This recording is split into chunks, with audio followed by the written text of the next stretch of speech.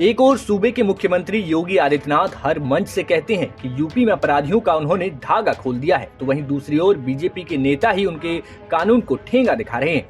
आरोप है कि शादी में हर्ष फायरिंग रोकने गए सादिक नाम के बाउंसर की गोली मारकर हत्या कर दी गई। हालांकि पुलिस इस मामले को हर्ष फायरिंग के दौरान चली गोली से मौत मान रही है, लेकिन मृतक के भाई का आरोप है कि फायरिंग रोकने को लेकर सादिक की बहस हुई और उसे गोली मार दी गई। ये जो लड़कों ने गोली मारी है, इन लोग कर रहे थे फायर, तो जो इनके नीचे के लड़के थे उन लोग ने एक बार समझाया, इन लोग माने नहीं। फिर डीजे वाले ने भी मना किया, कहने लगा कि आप गोली मत चलाइए डीजे पे।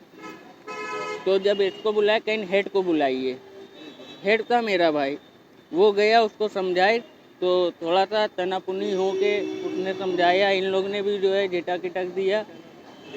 उसके बाद बस वो घूमा, उसको गोली मार दी। हाँ, पीठ।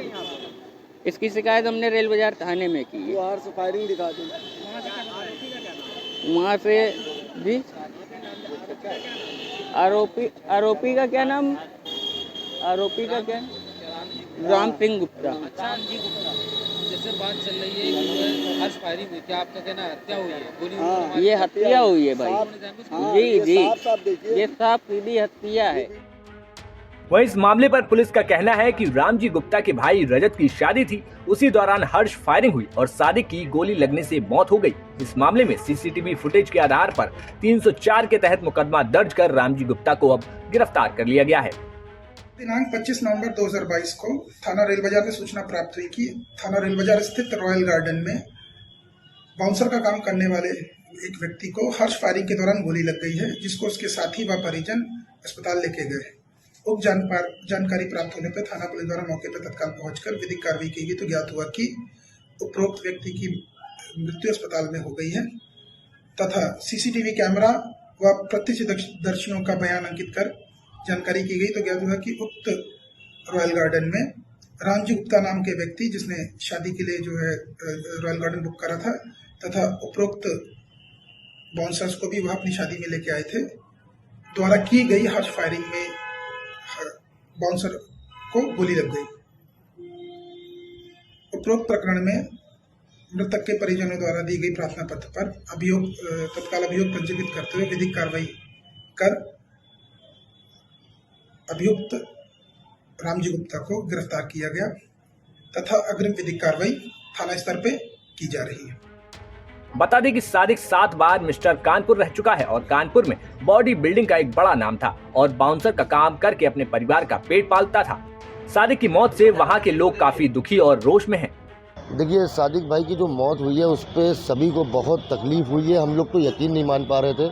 सादिक के नंबर पर मैंने फ़ोन किया है तो उनकी वाइफ ने फ़ोन उठाते ही रोने लगी। हमने कहा ये जो सुन रहे हैं जो न्यूज़पेपर में सच है, तो उन्होंने कहा बिल्कुल सच है। तो इसी वजह से मैं सीधे सो के उठ के फ़ौरन सबसे पहले मैं सीधे यहाँ पर आया और बहुत तकलीफ हुई। सादिक बहुत अच्छा लड़का था और वो बहुत गरीब घर से बिलोंग करता था। उसने अपनी मेहनत से उधार लेके पैसा जिम खोला था एक, वो जिम भी चल नहीं पा रहा था। उनकी 2 छोटी छोटी बेटियां हैं।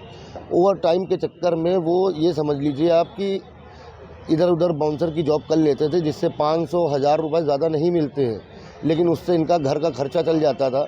जिम का किराया, जहाँ पे इन्होंने जिम खोला उसका किराया तक नहीं निकल रहा था इनसे। ये 2007 में पहली बार मिस्टर कानपुर बने हैं। उसके बाद लगातार मसल्समैन कानपुर का खिताब ये पाते रहे, 7 बार कानपुर रहे और अभी 2017 में इन्होंने मिस्टर यूपी बने हैं। बहुत ये समझ लीजिए कि जितना भी यहाँ का बॉडी बिल्डर है सबको बहुत ज़्यादा तकलीफ़ है, क्योंकि एक बहुत अच्छा बॉडी बिल्डर था मिस्टर यूपी कानपुर का। ऐसा बंदा था, ये समझ लीजिए कोई इसको काट नहीं पाया इतना टाइम इसने टाइटल मारा। कानपुर से रंजय सिंह की रिपोर्ट, यूपी तक।